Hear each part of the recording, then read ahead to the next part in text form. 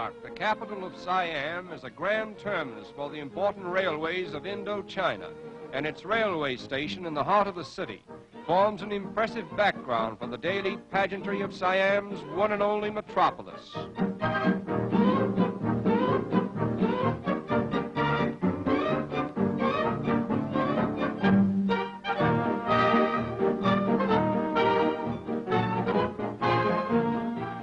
Bangkok is said to cover more land area than any other city in the world except London.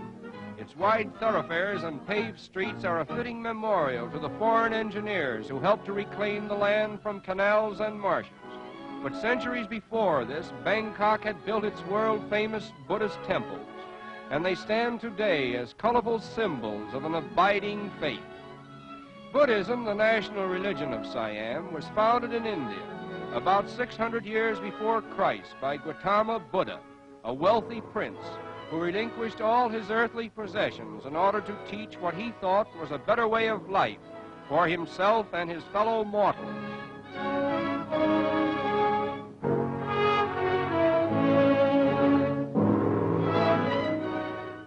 Buddha taught that all the miseries of life were caused by insatiable selfishness and greed. He said, "Until a man has overcome every sort of personal craving, his life is trouble and his end is sorrow. Lose yourself in the greater interests of life and desire nothing that can cause pain. The best of all and the end of all is a dreamless, eternal sleep." He reasoned that man must do right not because some God expected him to, but rather because there is a definite penalty to pay if he does wrong. His teachings were founded more upon reason than faith, and his chief aim was for knowledge rather than morality.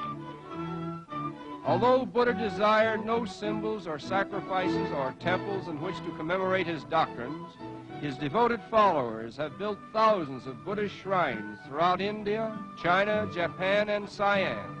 And today, the simple creed that was born in the heart of a young prince over 25 centuries ago is said to have more followers than any other religion in the world. Every Siamese, including the king himself, must spend a period of his life in some one of the 10,000 monasteries of the land. In Bangkok alone, there are at least 500 temples dedicated to Buddhism.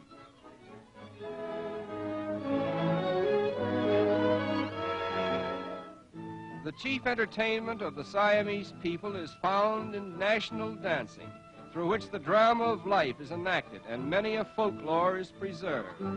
In this instance, the demon with the green mask is trying to steal a pearl or a silver ball from the daughter of Neptune, and each movement of her delicate hand symbolizes a thought in the story.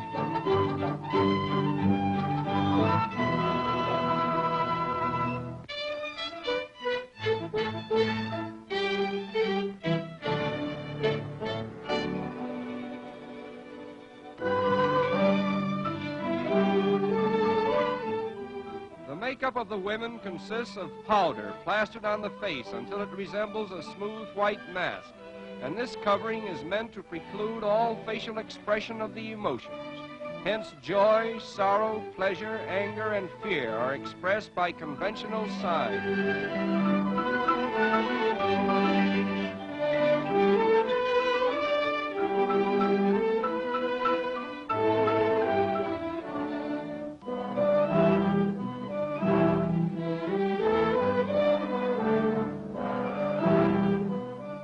Dancers who are the most popular are those who can bend their fingers back as far as their wrists, an achievement that is the supreme desire of every Siamese dancer.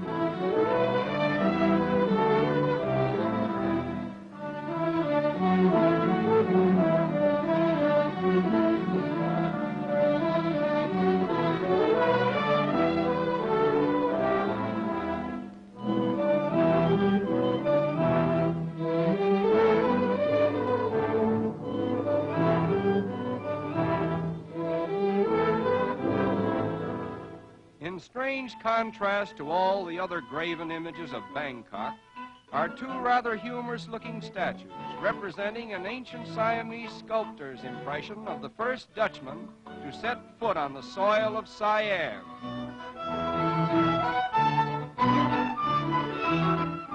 And now we come to the everyday life that is typical of Bangkok, a city that has been called the Venice of Asia because of its vast network of picturesque canals, upon which almost 1 million inhabitants ply their trades and live their lives.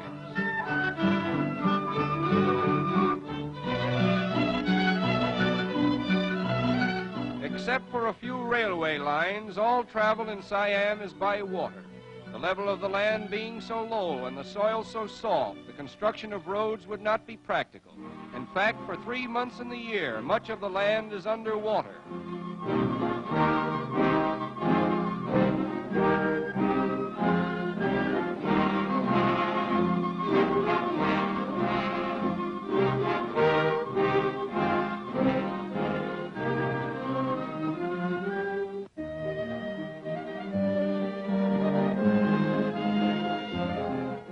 Products of the soil consist of rice, sugarcane, coconuts, teak, and all kinds of fruits, which are loaded in boats and paddled up to Bangkok.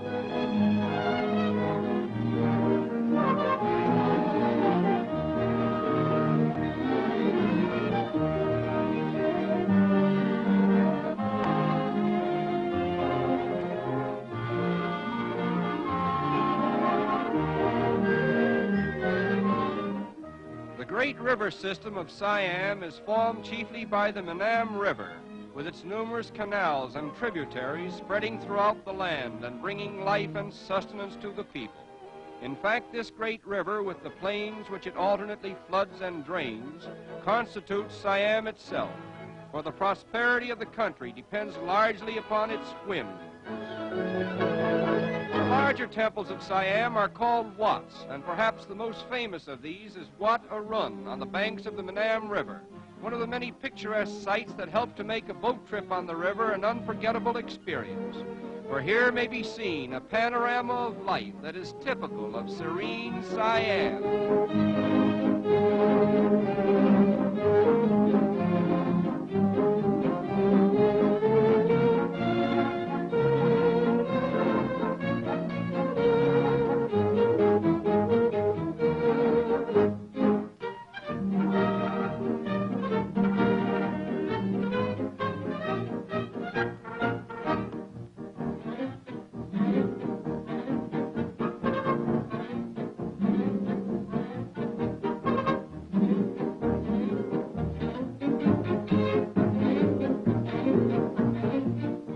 It is here that we conclude our visit to the Royal Kingdom of Siam, where 12 million souls live their lives in partial seclusion from the outside world, apparently at peace with nature and content with the simpler things of life.